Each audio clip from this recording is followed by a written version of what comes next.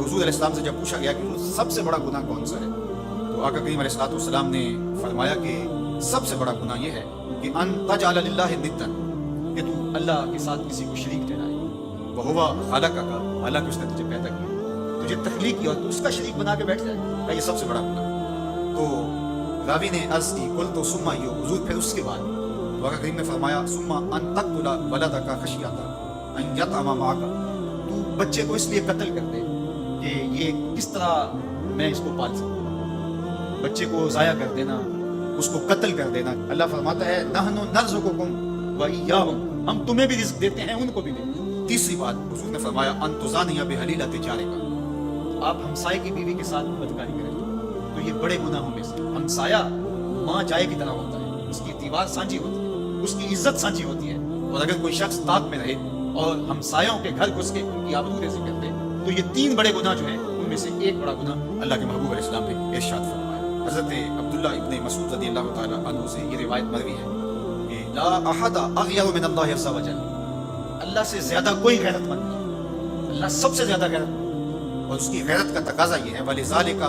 حَرَّمَ الْفَوَاحِشَ مَا ظَهَرَ مِنْهَا وَمَا بَطَنَ، کہ اس نے بے حیائی کو چاہے وہ پوشیدہ طور پہ کی جائے یا اعلانیہ طور پہ کی جائے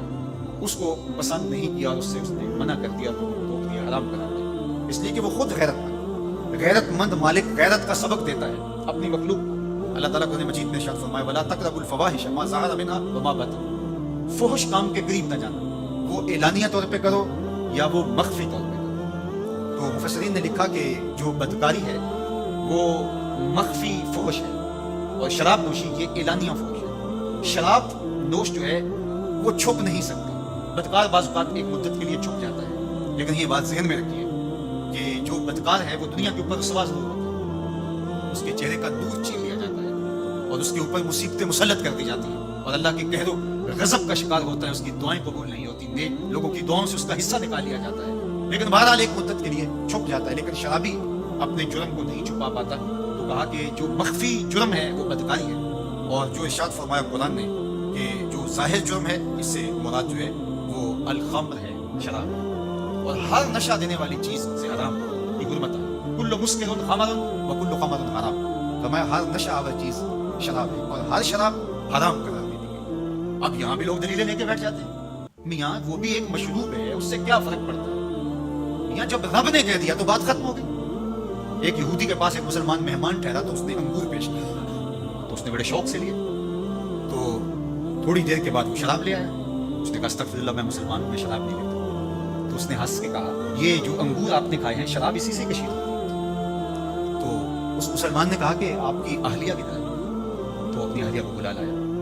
تو کہا آپ کی کوئی اولاد بھی ہے، کہا ہاں میری بیٹی ہے، اس کو بھی بلا لایا، تو اس کو بھی بلا لایا۔ جب دونوں آ کھڑی ہوئی تو کہا کہ یہ حلال ہے تیرے لیے اور یہ بیٹی اسی کی ہے اور یہ حلال نہیں۔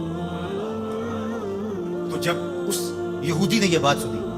فقال اشہد ان لا الہ الا اللہ وحدہ لا شریک لہ واشہد ان محمدا عبدہ۔ اتنی خوبصورت دلیل، اتنی خوبصورت دلیل، کہا انگور سے شراب نکلی ہے تو شراب حرام کیوں، انگور حلال کیوں؟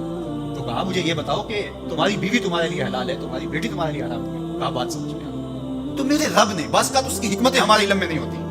اور حکمت نہ جاننے کی وجہ سے ہم کہتے ہیں کہ یار یہ بات سمجھ میں نہیں آتی۔ یہی تو ہمیں بتایا گیا کہ جو سمجھ میں آئے اس کو بھی ماننا ہے، جو نہیں سمجھ میں آئے اس کو بھی ماننا ہے۔ ہم جنت کو مانتے ہیں نا، دیکھا ہے، یار رب کو مانتے ہیں، دیکھا ہے، وہ سمجھ میں آتا ہے، تو دل میں تو آتا ہے، سمجھ میں نہیں آتا۔ میں جان گیا بس تیری پہچان گئی۔ ہم تو سب سے بڑی حقیقت کو بغیر دیکھے مانتے ہیں، بغیر سمجھے مانتے ہیں، ادراک فہم کی حدود سے بھرا ہے، عقل و خرد کے دائروں سے بھرا ہے، لیکن اس حقیقت کو ہم مانتے ہیں تو اس کے کہے ہوئے کو کیوں نہیں مانیں گے؟